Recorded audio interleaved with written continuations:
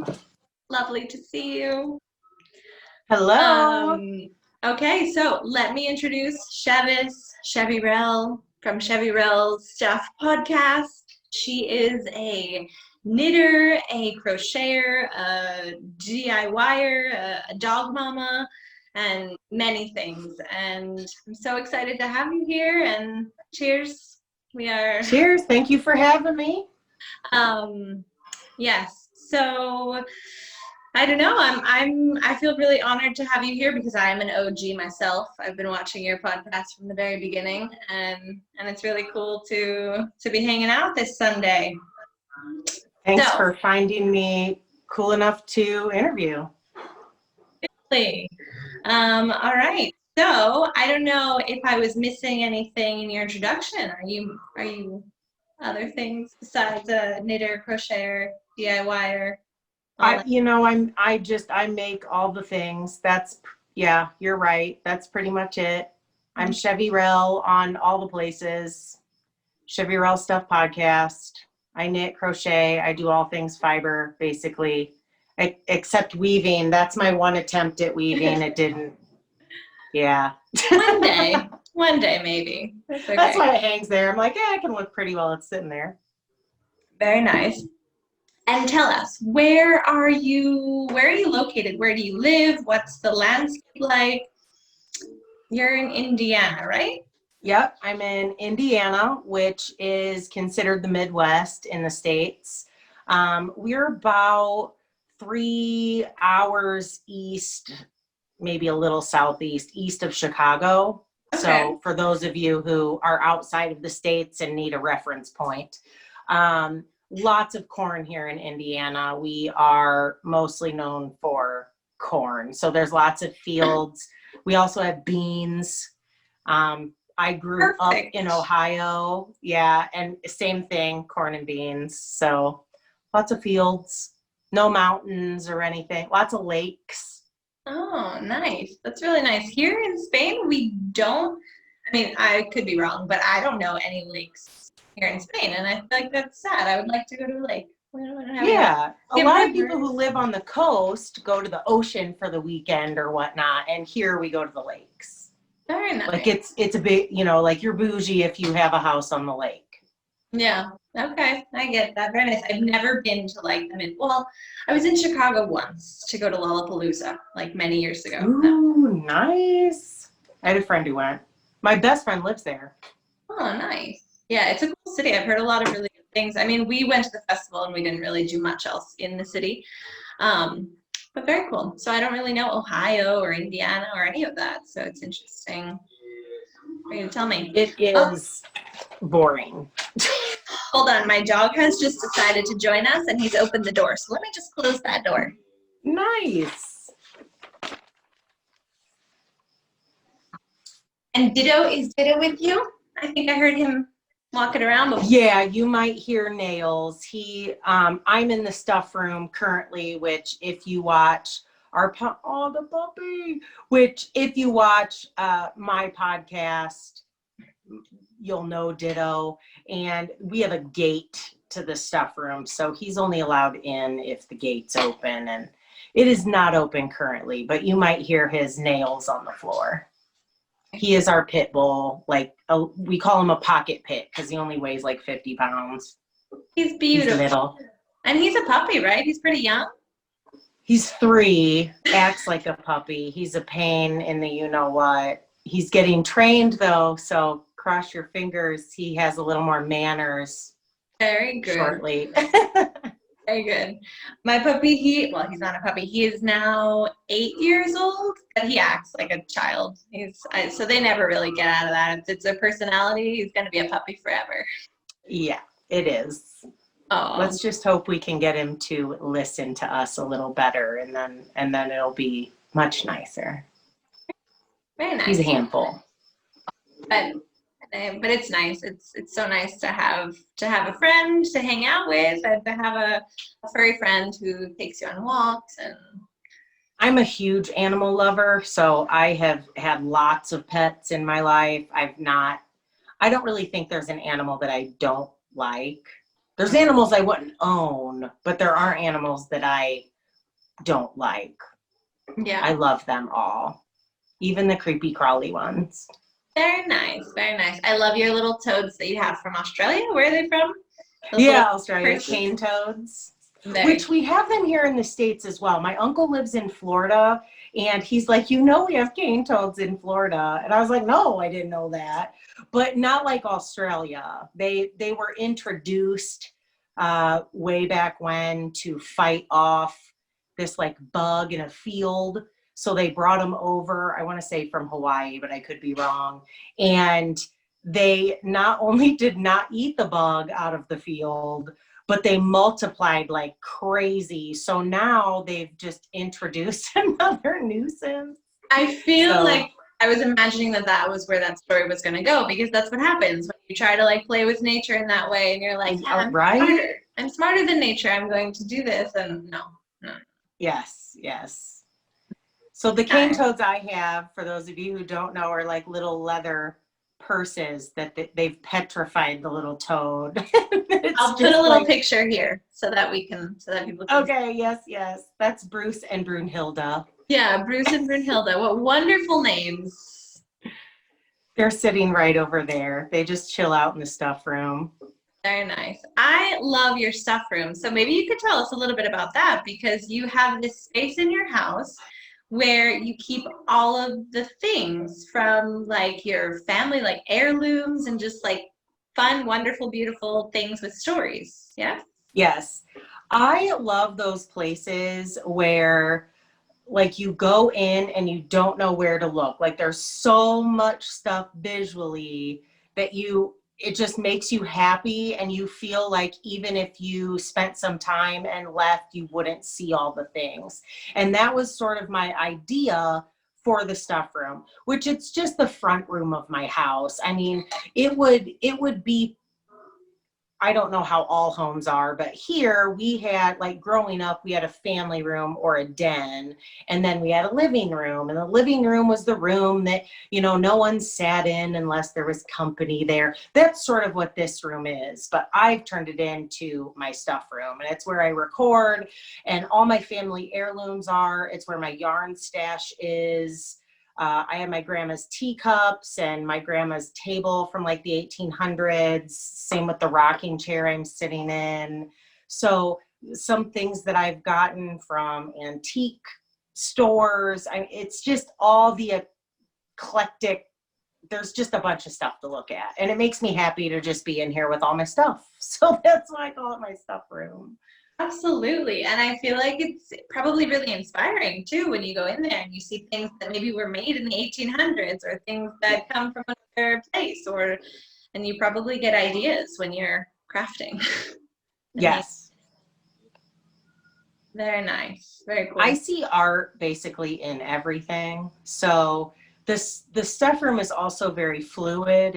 It's constantly moving. I rearrange things, and so it always looks a little different. Nice. Very nice. And I always wonder how you like take care of the dust situation in there, because I have definitely parts of my house that I keep things and then I'm like, oh, I need to clean this, and I don't know. Yeah, now the rest of my house is not like that. Is not like the stuff room. Like the stuff is definitely in the stuff room. And I don't really have that big of a problem. There are just a couple surfaces, like the cases that my yarn's in.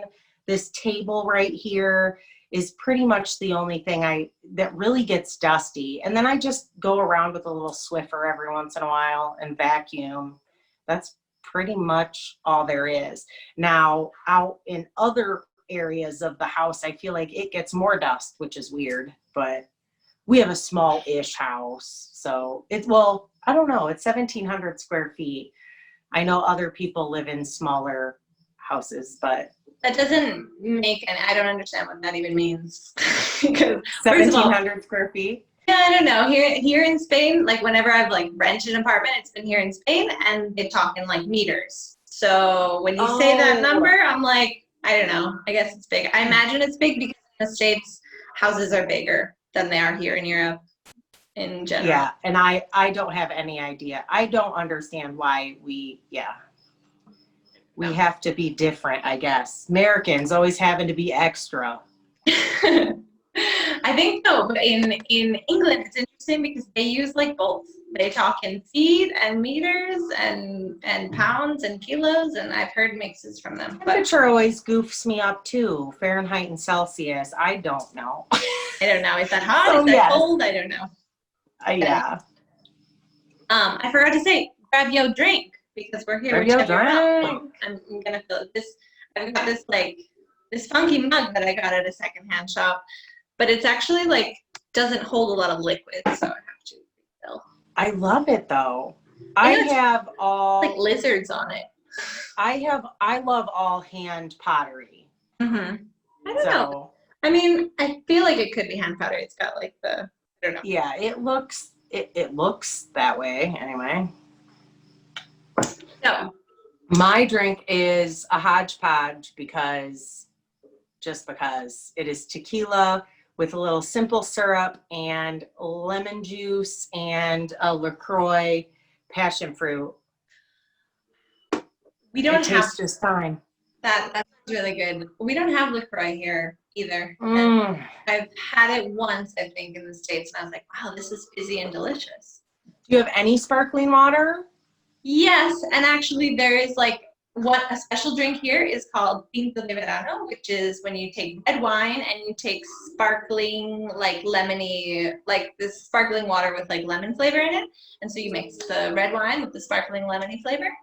And those are the two options when you go to have a drink at a bar. You can either have a beer or one of these wines with sparkling lemony water. Oh, I would like to try all of the above.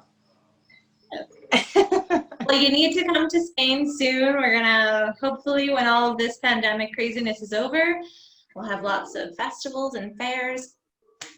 And I saw the other day that, what were you gonna say, sorry? I said someday, for sure. Someday, soon. I saw that you have already made your Rhinebeck video. Your video for, so exciting. I did. Okay. So for those of you who don't know, Christy Glass always does. Rhinebeck is a big fiber festival here in the States, in New York, and it's the New York Sheep and Wool Festival, right? Is that what it is really called? But everyone just calls it Rhinebeck. So Christy Glass does Tell Me About Your Rhinebeck Sweater video, but since Rhinebeck got canceled this year, it was going to be my first year ever going. So I was super bummed that it got canceled. However, Christy is still doing the Tell Me About Your Rhinebeck Sweater video. You just have to send her the videos. So I recorded a video and sent it since it was supposed to be my first Rhinebeck. And it's okay. There's next year. Yeah, there's next year. Are you wearing your pinguono? Yes. Very nice. Yeah. I too am hoping to finish this top. I wanted to finish it this weekend, and then I have another sweater, and I've already thought about making the video. So hopefully within the next week I will get that done, because I'm excited to see it. I'm excited to see it too. Honestly, I feel like it's gonna be even more interesting and eclectic, and people from everywhere, because people who could never have gone to Rhinebeck can now actually go. So yes. It might even be I don't know how many people are actually gonna do it and send in a video, but really I feel like she could have hours and hours and hours of footage. I know. People get excited. I'm so excited. And I sent her, when I sent the video in, I was like, thank you so much for doing this, because how cool. I know I am an editor, which we'll talk about my podcast later, but I am an editor and I know how much time that takes. Just with your own video. And then I just did a birthday video for my aunt turned 80, and I had everybody sent, because of the Rona, we couldn't get together and have a big party. So I had everyone who loved her send me videos. So I totally know what it's like to be getting videos from all these different places and trying to edit them together. I mean, God love her. Thank you, Christy, for doing that, because I know what a huge undertaking it is. So a lot of work's going to go into that video. But it's going to be cool. It's going to be good. I just hope that people, I think it's really good that you've already sent today is is the 13th of September, and you've already sent yours in, so that's good. Honestly, Yes. I plan to put this video right now, at the end of September. So if you're seeing this right now, then probably you need to get your video in this week, because we don't want to have her stressed out the week before Rhinebeck. Yes, she plans on airing it when Rhinebeck was supposed to happen, which was it the 17th? Mm-hmm. I think it's the second or third Saturday of the month. So you're down to the wire, but yeah, you got to do it this week. Just get on it. Just get out there and record something. And how long is yours? it's like 2 minutes. Okay, good. I sent it edited and all that, but she said she would edit it if it needed to be. I just know how to do it, so. Very nice. Okay, so tell me a little bit about this. Tell me about how you started your podcast, and where did that come from? I started watching the Knit Girls, and they were, at least to my knowledge, like the second. There was like one other knitting podcast that anyone knew about back then, and I loved it. It was exactly what I needed. I learned so much from them. I didn't know what project bags were, or that makers made them, so I got my first project bag on one of their recommendations. And it was, I loved the enabling and the learning and the seeing all the different yarn dyers that I didn't know who they were. So I loved fiber podcasts. Then all these people started podcasting. Well, I sort of have an eclectic style, and I love all styles, but they're really, I felt like I wanted to see somebody be a little real. Not that they're not real, but I mean, I drink and I have tattoos and gauges in my ears and I cuss, and there was nobody like me doing podcasts. Exactly. So I always kind of felt like, and I'm pretty into the fiber community. I go on a lot of, I go to a lot of fiber festivals, and I try a lot of new and different things that if I was first starting, I would want to maybe know about. So I always kind of felt like I did things that I wanted to share, but I wasn't really set up for it. Like my phone wasn't good enough, or my lighting wasn't good enough. And then I finally got, I think, an iPhone 8. Whenever I started, I had just gotten my iPhone.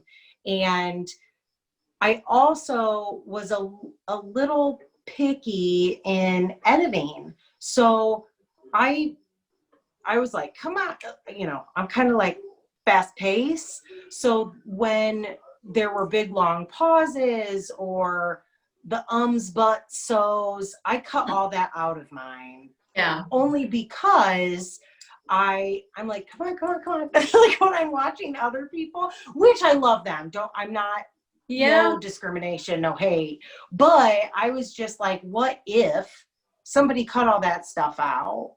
So I wanted to learn how to edit so that I could do that. And that's sort of where it all came about. So I try to edit out. I don't edit out, like the crazy stuff I talk about. Anyone who watches me knows that I am very authentic. Yes. But I cut out all the but, so, however, I cut all that stuff out. Yeah. Or at least I try to. And sometimes my thought process, right? I'll be talking about something like, what is that?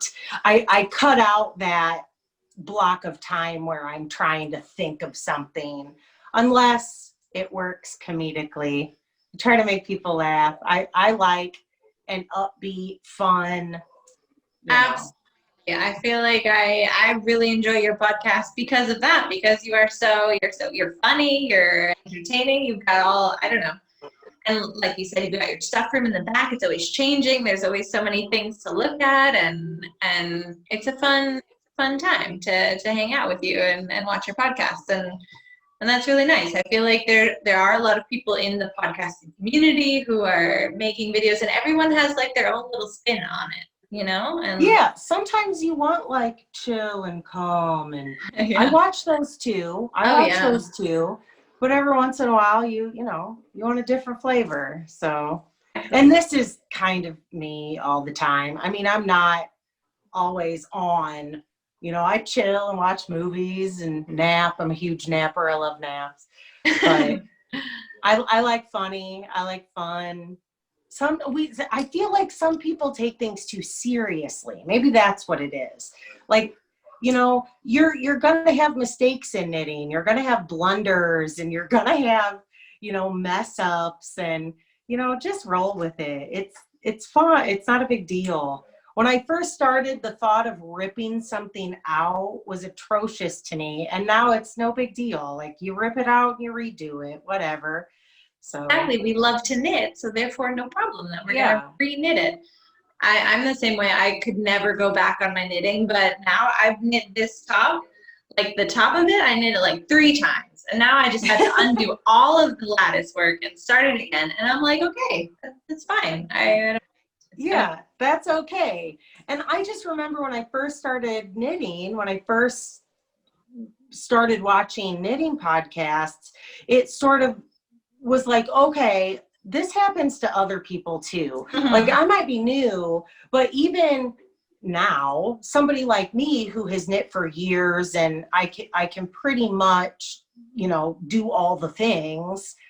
I still knit with my tail, people. Like, I'll still start a row and run out of yarn. Like, dang it, that's my tail. I still Yeah. do that. So as a beginner, that's okay. Yeah. So don't take it too seriously. Just back out, go ahead. Exactly. And how long have you been knitting for? Have you been knitting for like way longer before podcasts or? Yeah, not way longer. Probably like, 2, I think, is when I started. And I grew up with grandmas who knit, and I've always been surrounded by art like my whole life. So I have art on both sides of the family, design and putting things together. And, when most people see a mistake, I see an opportunity. Like, how can we make this ugly thing cool? And I'm very minded that way. So my grandma Nada taught me how to crochet when I was a little girl. And when I say crochet, I mean make a chain. Like, I could, a mile long chain, I had it down. Yeah. And she was left-handed. I'm left-handed. She was very excited to have a left-handed grandkid. So then fast forward to high school, and that was the first time I ever really got into yarn, which I have it right here. We did these yarn bowls in art class. Wow. So you use a tapestry needle. This is jute. Yeah. And you use a tapestry I made a needle. hat out of jute. Yes. So you could do, this was an art class thing, which I have had this for so many years and not finished it. This has been in my craft room forever. I should probably finish it. But that's the first time, like in high school, after me being a little kid crocheting, then in high school, as an underclassman, I saw the art students making those, and it's like, I want to make one of those. And you could make it in class. Like, teachers would let you work on it in class because it was sort of like, Wow. It didn't take a whole lot of brain space, right? Well, I wish I had been a knitter in high school and could bring my knitting to every class. I would have paid much more attention. I pay more attention when I'm knitting. knitting. Oh, yeah. Me too. So that was my first, like, wow, that's really cool, because I can do it while I'm doing something else. So then, and I graduated in 98 to give you that timeline. So then, 02, I was like 22. And my grandma Nada had passed away by then, or couldn't have knit. I don't really remember, but my grandma Peg lived in Florida. She also knit. So I didn't have her here to teach me. My mom knits, but not a lot. So she can knit, but she's not a knitter with a capital K, as they say. So and this is pre-YouTube, and I got a book called Stitch and Bitch, which is by a gal named Debbie Stoller. and she went to like Yale or something. I mean, she's super smart. Oh, And I didn't know that. the I'll look it up. the book at the time, it's all hand drawings. And that's how I learned. I just taught myself out of a book. And then I found knittinghelp.com, and she's still there. I still love her videos. I feel like I've seen that. Sounds familiar. She doesn't have all the talking. Mm-hmm. Like sometimes you want some backstory as to why you're doing what you're doing, but sometimes you just want to see it. Like, show me a pearl. Yeah. I want to see a pearl. Just show me a pearl. Yeah. And Knitting Help is that way. Mm-hmm. So I sort of started out as what I call a weekend knitter, the big chunky yarn. I want to finish a hat in a weekend. And then throughout the years, I moved into knitting socks, which I said I would never do. Like, oh, I'm not working on those little tiny needles and that little skinny yarn. Now I do. The best. Sock knitting is like my favorite. I kind of started with it. I love socks. And I love wearing socks in the winter. Like, I make like really thick, like rustic socks, and I wear them to sleep, like sleeping socks, because it's really cold. Surprisingly, it's very cold in Spain.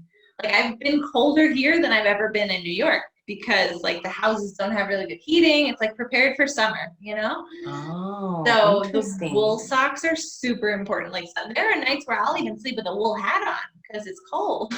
I do that. I do that a lot. So very nice. Socks are the best. Very cool. And so what are you knitting right now? Do you have anything on the needles? I do. I have a monster. So if Kate or Logan or my brother and sister, I'm knitting. Yeah, you can go away. I doubt they are. I'm knitting a monster for my nephew Cole, and that's how far I am. It's Hugo the couch monster. Isn't he cute? Oh, this is the one that that Tommy made. Yes, she's why I did. Okay, I've had this book forever, people. Very cool. Checked this book out of the library so many times that I'm like, why am I doing this? And finally just bought it. Because every monster in the book comes with a little bio. So you can knit them as gifts. And like the mailbox monster he chews on the edges of your mail. So he's the one when your mail's ripped. And then the bathroom monsters get the toothpaste all over your mirror, and they'll squirt your shampoo out so that you always run out of it before you run out of conditioner, or vice versa. Like, their bios are adorable. This is by a gal named Rebecca Danger. So then, and I've had it forever, and I haven't knit one in a while. And then I saw Tommy knit Hugo for Lucy, and I needed one for Cole. And he's only 1.5 years, so I can't wait to get that picture of him. Gonna love it. Hold that big old monster. And then I have a few other things on the needles, but this is kind of my big one, which if you watch the podcast, you've seen. So this beautiful. Is the Swallowtail by, why am I forgetting who it's by? I can't remember who it's by. I don't know. To save I'll put that. Isn't that terrible? But here I have the pattern right here.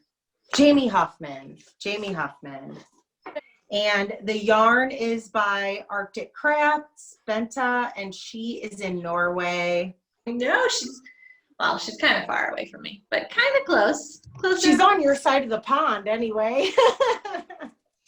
So those are the main things I'm knitting on. Gift knitting, I have some hats and things, but. Very nice.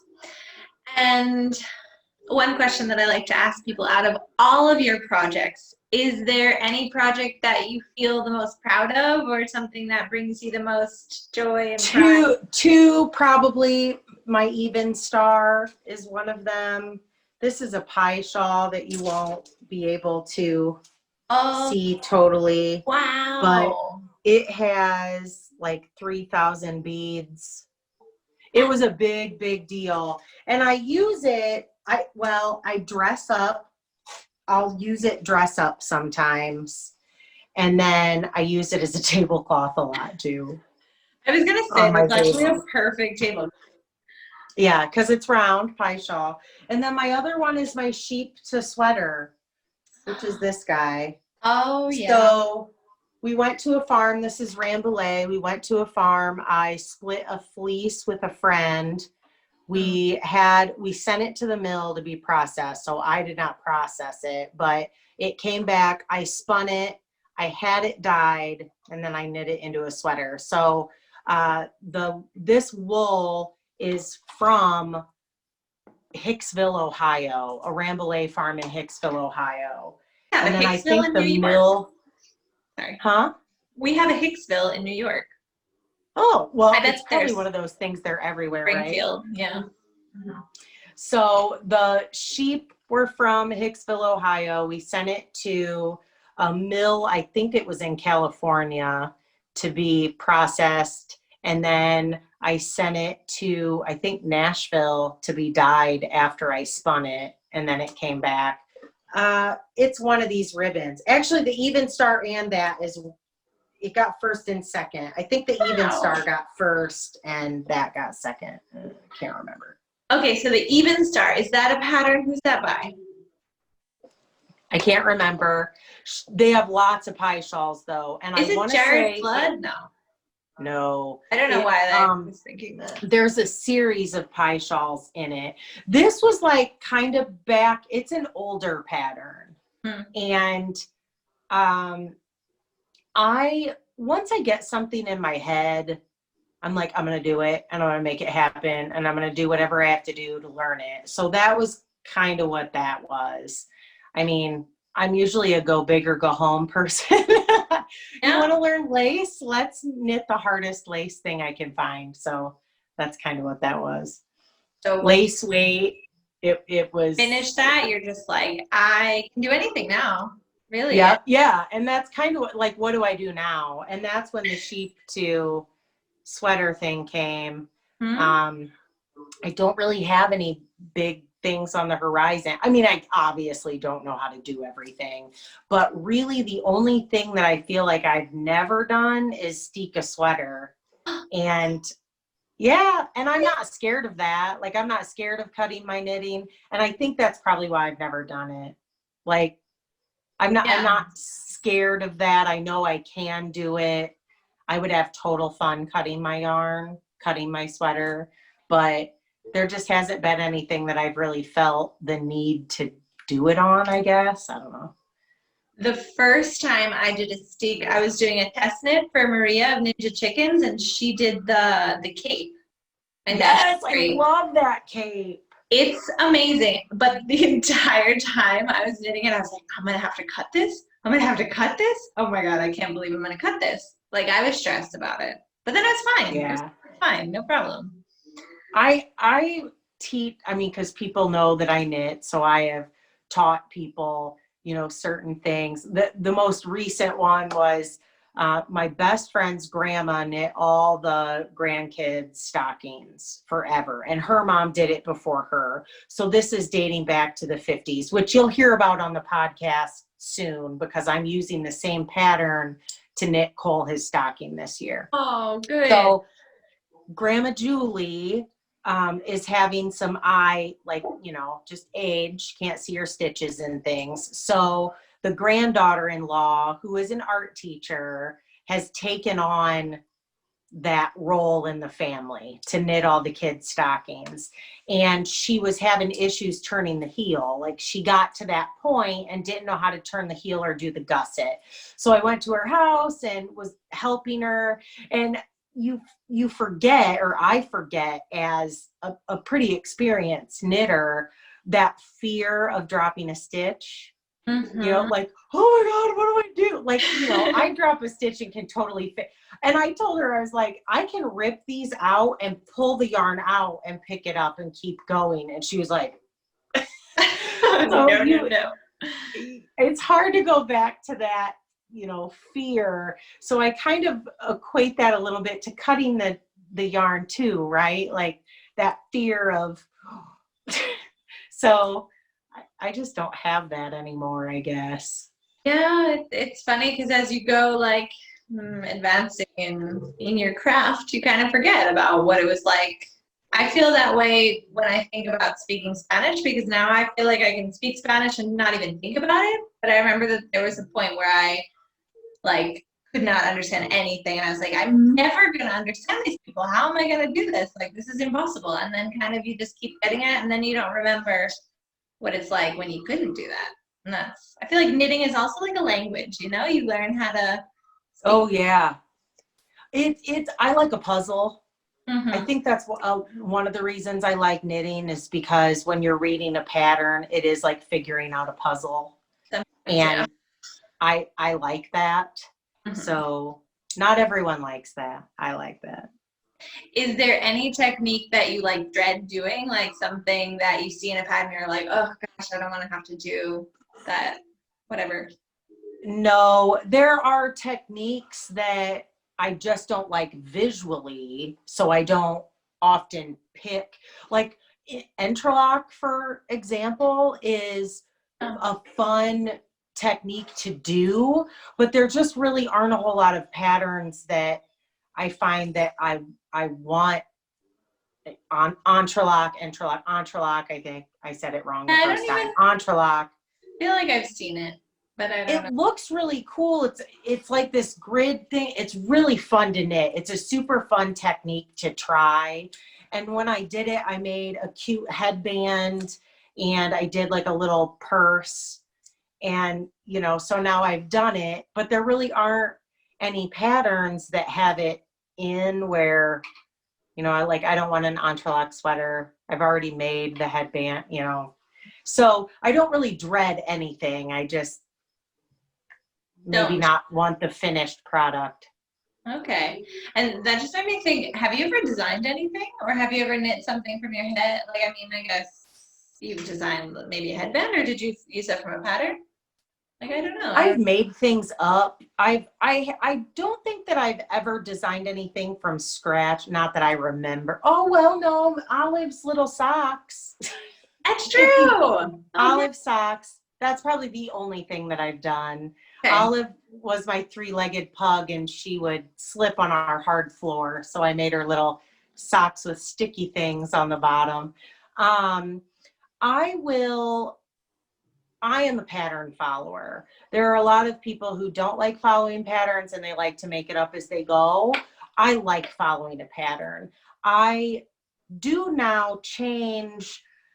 I am familiar enough with increases and decrease options and cast-ons and bind-offs that I'll change that stuff up in a pattern, but I'm not very comfortable with alterations. Like a lot of times on raglans, which this swallowtail it'll probably do that. I get this like bat wing thing and I'll talk to my knitting friends and, you know, they'll be like, oh, all you have to do is like, you know, increase here and decrease here as you're going up and that'll take that up. And I'm like, wah, wah, wah. It sounds like Charlie Brown's teacher to me.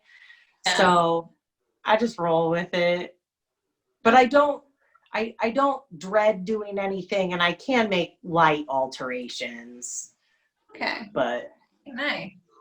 Very nice. And do you have a lot of friends in Indiana who knit? Like, do you guys have like a knitting community there? Like, we do. We do. Yeah. Simply Socks Yarn Company is in Fort Wayne, Indiana, which is very near me. I mean, Allison is a friend of mine. She has like 17 tons of yarn, maybe more. And it's an awesome yarn shop. The majority of her business is online, but outside of the Rona happening, she's open 2 days a week. And it's just a really, really cool place to go. So we do have a lot of knitters locally. We do have a knitting group, which actually is how I met Allison, is in that knitting group. And, you know, we have friendships there. So there are people that I can knit with in person. But that's another reason that I like the podcast, right? Because I get to knit with people, or people get to knit with me who might be rural and not have a lot of knitting friends IRL. Exactly. It's really nice. I was talking about it today about how the knitting community is just like really beautiful. Like all the people who are, I don't know. I feel like all the people in the community are like really good people because we're patient, we enjoy the process of things, we are like thoughtful. I don't know, I feel like it's a really nice place to be a part of, and I've met some. My favorite thing about the knitting community is it's such an eclectic group of people.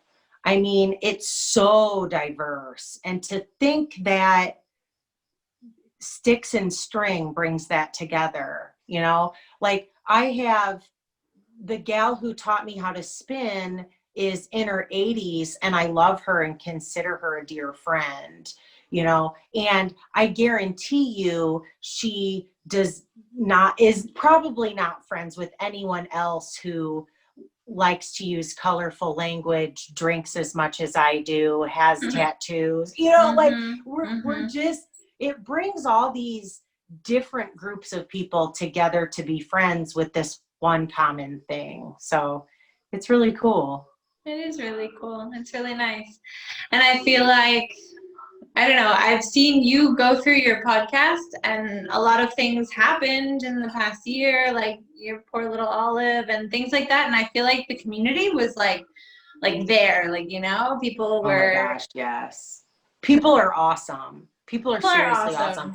And it's one of the coolest things about the podcast is the friends that I've met, like true friends from all over the world that I can talk to, like, you know, they're coming over to my house for the afternoon, that I do talk to like that.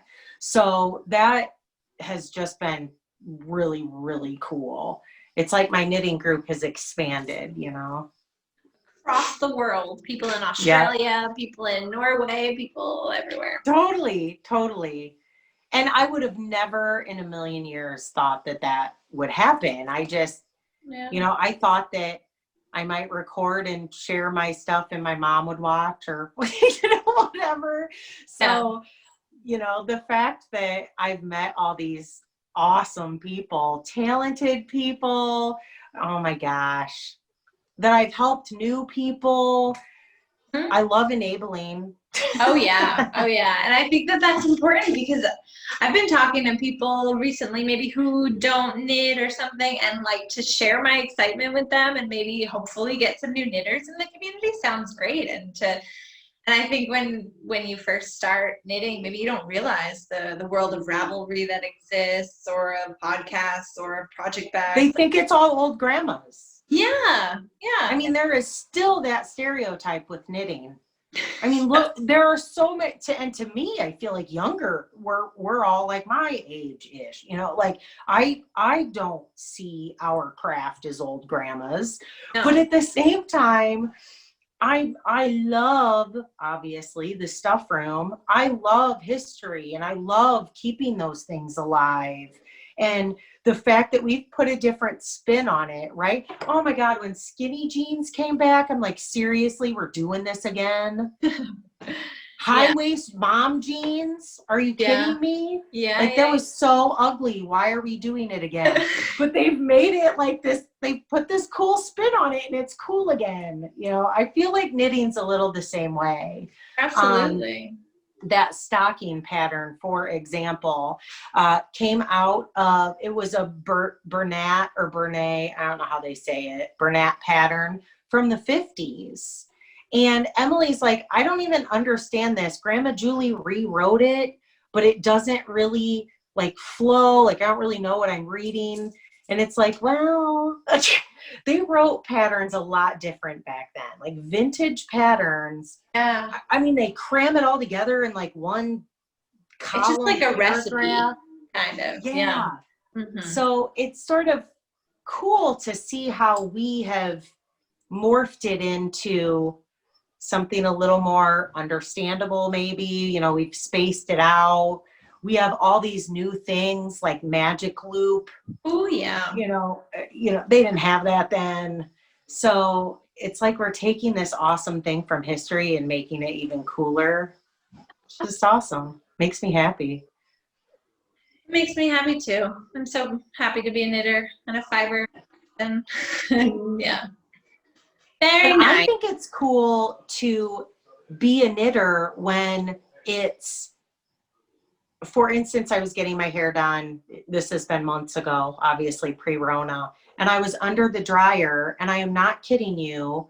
I was under the dryers with 4 other ladies, all older than me, like mom and older, and ditto's fingernail or toenails. And I was knitting, and they were all on their phones. Yes. I'm like, oh, how the tables have turned. I like that I don't have my face in my phone all the time. Knitting has been like so helpful in that. I think I said it in my last episode or something that I used to smoke cigarettes when I would sit in like a terrace or whatever and just roll a cigarette, and it was like something to do with my hands. And so now that I can bring my knitting anywhere I go, like it's like my but I need to get some easy projects on the needle, because right now I can't do this cabling while I touch. Yeah, I was talking to the girls about that this morning. There was a minute where everything I had on the needles was not mindless. Like I needed, I couldn't, everything was at a place where I couldn't have a conversation. So there's that. And that's the other thing about knitting is it travels. I mean, I sew, I do all the things. I sew, I can do all those things, but to like be trapped in front of a sewing machine for however many hours. And not that, I mean, obviously I do that, but Yeah. The nice thing about knitting is, I mean, I'm that weirdo knitting at the bar. I don't care. I'll knit anywhere. Me too. And it's We fun. can take our craft with us. That's what this was. Sitting in class doing this. That's what I loved about it. So you could do it anywhere. Multitasking is also really important to me. Like I like to be able to feel like if I'm going to sit down and watch a movie or something, although I don't remember the last movie I've seen, but if I'm going to sit down and watch a podcast, like I feel like I can't just like sit there and watch it. I need to be making this sweater that's going to keep me warm in the winter. Yes. Right? Same. Yeah. Very nice. Very nice. What else did I want to talk to you about? Also, I mean, I feel like I made my videos and I wanted to give the spin of talking about the plants and talking about things like that.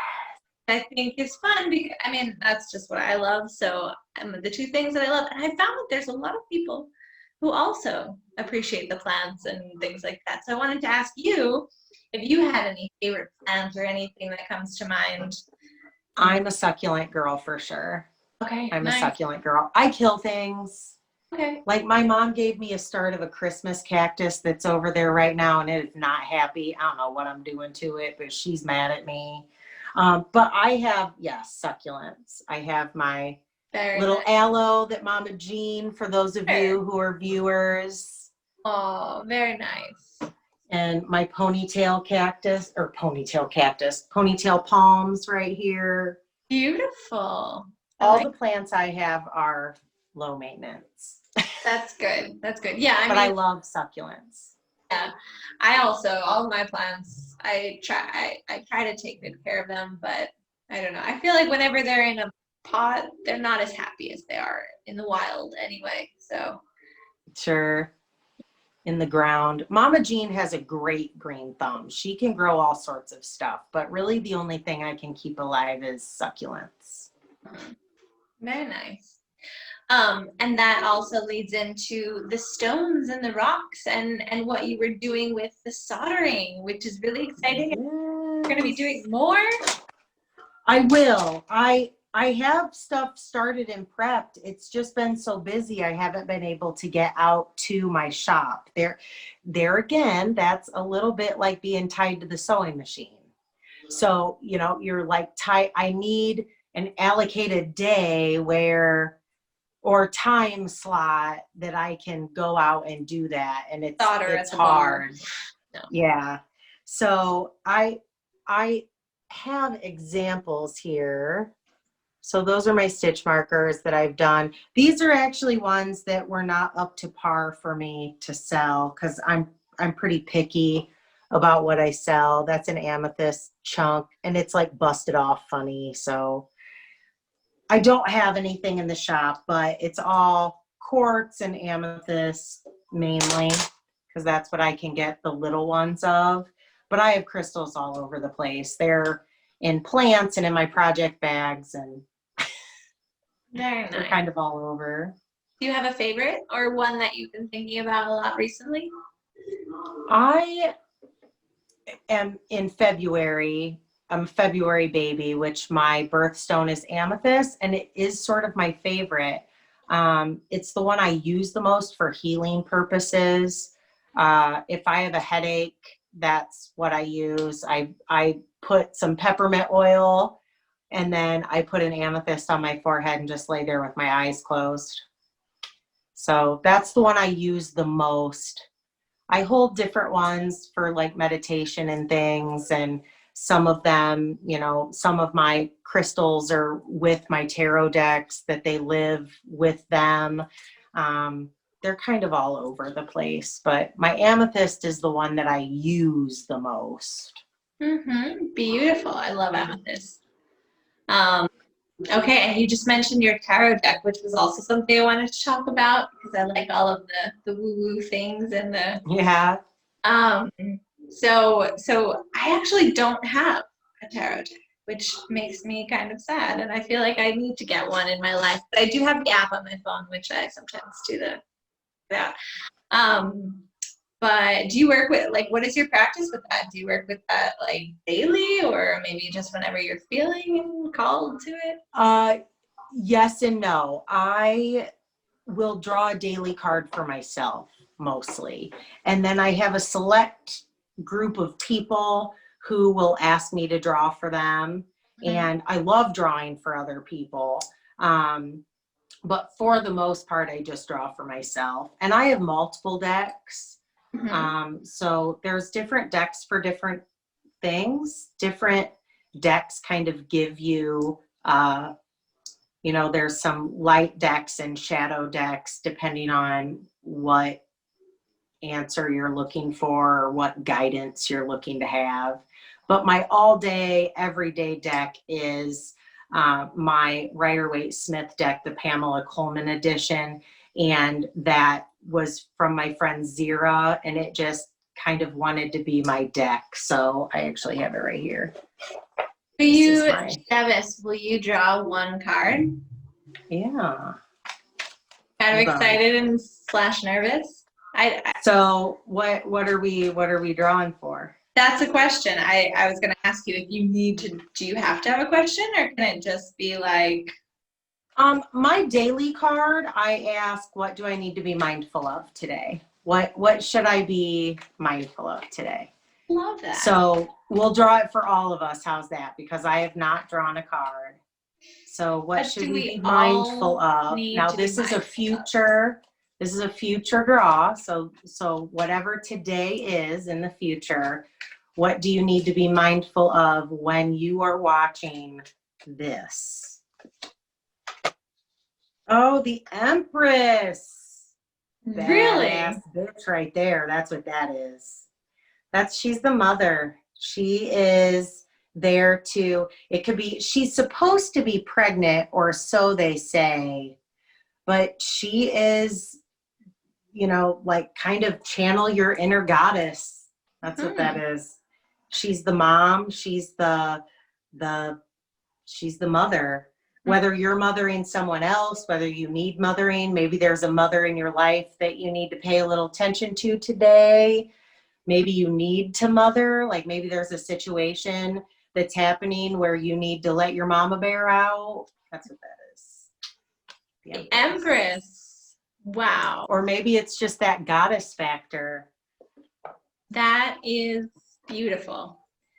I feel like many things that come up with that. But the first thing is that, like I said, I have an app on my phone. And yesterday I drew my daily card, and it was the Empress. And I took a screenshot because I was going to send it to you, thinking of you, because I was thinking, that happened for a reason. That happened for a reason. Beautiful. And you can be a mother to a creative project. You can be a mother to... Totally. Yeah, it's not a mom to babies. It's like I said, it could be a goddess thing. Like maybe you need to mother yourself. Just that, all those things that a mom does as far as love and nurture and, be firm with yourself, but also be kind. There's something happening in your world that needs a little direction, and you need to, like, give it love, but at the same time be truthful with yourself in doing so. Like, don't sugarcoat it. Don't like sit there with blinders on. Do it with love. Don't be hard on yourself, but you might need a little direction, kind of like when a mama dog, nips at her puppy, like, hey, pay attention to this. It could be that. Beautiful. Well, thank you for sharing that. That's really wonderful and magical. I think that's awesome. You drew it 2 days in a row. Yeah. And it could be Mother Nature. Maybe she's trying to tell you something. I don't know. I'm gonna have to reflect on that. But also, everyone who's watching this today can also reflect on that card. I feel like the tarot is really interesting. I don't know enough about it, but it definitely Hollywood does this big thing, like, ooh, the death card, death is gonna happen to you. That's not what tarot is, and it's not fortune telling. Now, there are some readers who approach it that way. The only professional tarot card reading that I've ever had was when I was 20 years old, and she drew the Empress card, and the way she interpreted that is that I was going to have tons of babies. I wanted to be a mom, and I was going to have a ton of babies, and I was like, no. Wow. Like, I knew that from the get-go. Like, I am not going to have a ton of babies. That is not my jam in this world. Thank you. So maybe a ton of babies in another way. It doesn't actually have to be. Right. She was very, like, narrow in her reading.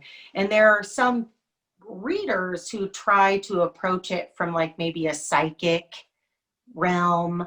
And I don't. The tarot for me is more of a guidance. Like, what does the universe think that you should be paying a little extra attention to right now in your world? Like, there might be something that can work with that card that you might not be giving the attention that you need to give to it. It's a guide. It's much like the zodiac. People are like, oh, that's all fake. Really? Because I'm a Pisces, and that's pretty much spot on for me.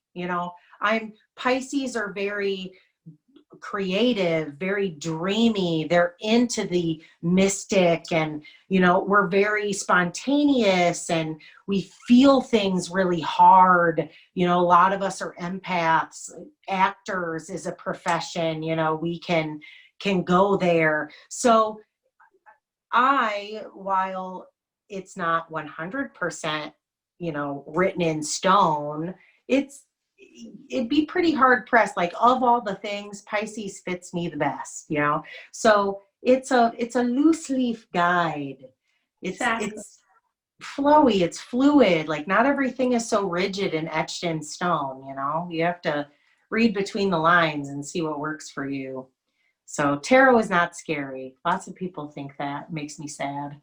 Yeah, I think like you said, it's beautiful, and it's kind of like a reflect. Like, you can read it however it comes to you that day, and it can just be a reflection of maybe something that you need to think about. Or it's much like I went to parochial school and baptized Lutheran, and it's much like a daily devotion.